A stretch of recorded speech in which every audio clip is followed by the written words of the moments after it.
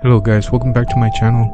I wanted to do something a little different today because we're getting close to Halloween and Dia de los Muertos in the Hispanic culture.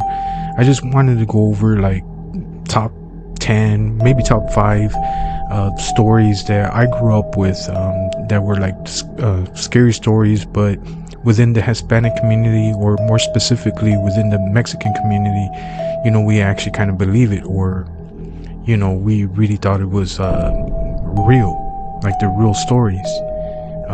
The Mexican culture is very superstitious, so they believe a lot of these stories. And the first story that I remember growing up was called Dancing with a Ghost.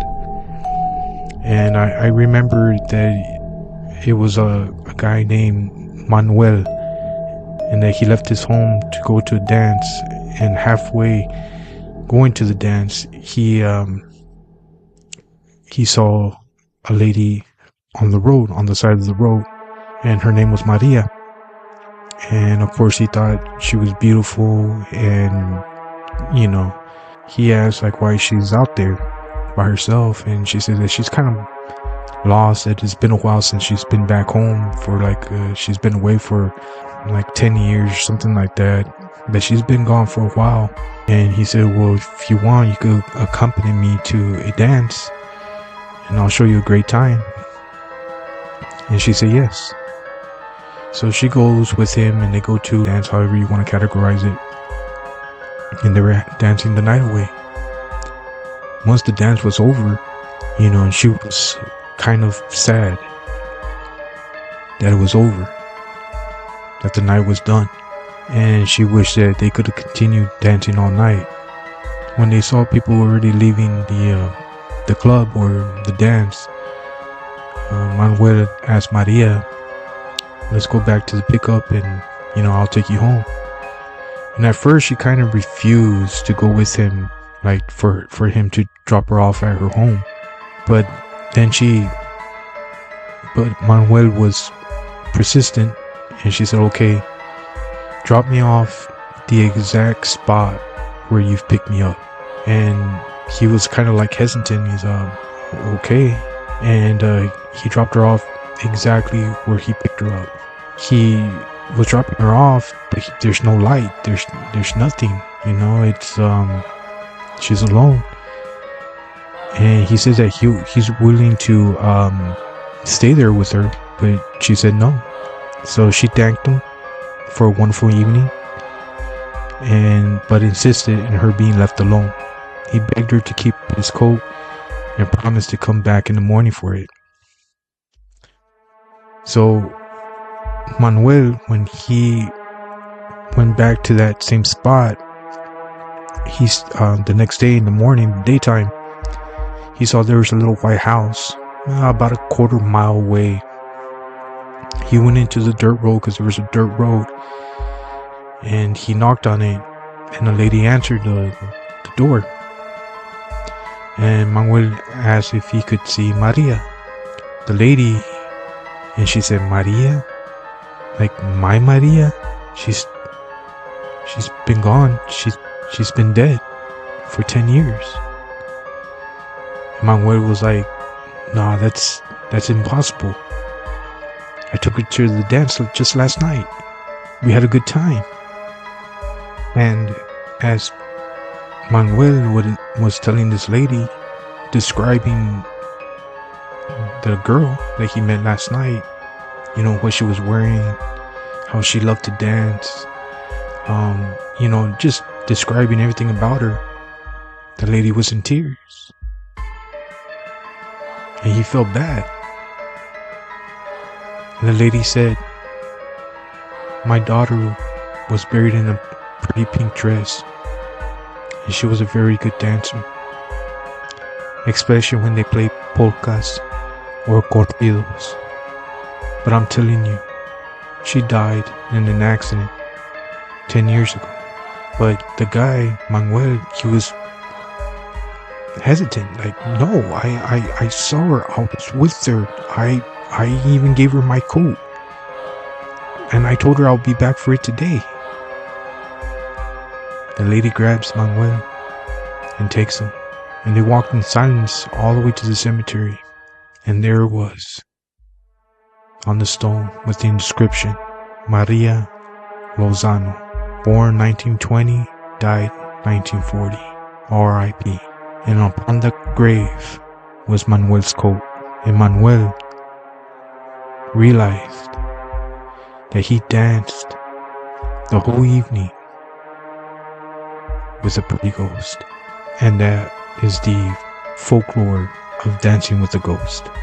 The more popular folktale among the Hispanic community or the Mexican community is the most famous one, La Llorona, the sobbing woman. And it was about a woman, a very, very poor woman. She and her 3 children lived in a miserable shack that seemed to hang on a cliff by the riverside. Her husband spent his time and money across the river in Nuevo Laredo. She ironed and washed for other people. She even begged sometimes in order to provide her children with 1 meal a day. She herself ate practically nothing. It was a wretched life, and every day brought new miseries. She did not ask anything for herself, but it broke her heart to see her little ones suffer.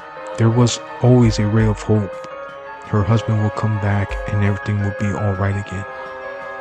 One day, he did not come back to tell her he was leaving her and the children for a new woman. That was too much for her to bear. No exit to her long agony. She looked at the peaceful river below. Her children couldn't possibly face a whole life of misery. Poor little angels. They would be so much better in heaven. God will clothe them, feed them, surround them with love. They will be happy up there forever. On an impulse, she pushed all 3 of them over the cliff. They tumbled down into the water. They floated for a while and finally disappeared. She smiled for the first time in many months, satisfied that she had fulfilled her maternal duty.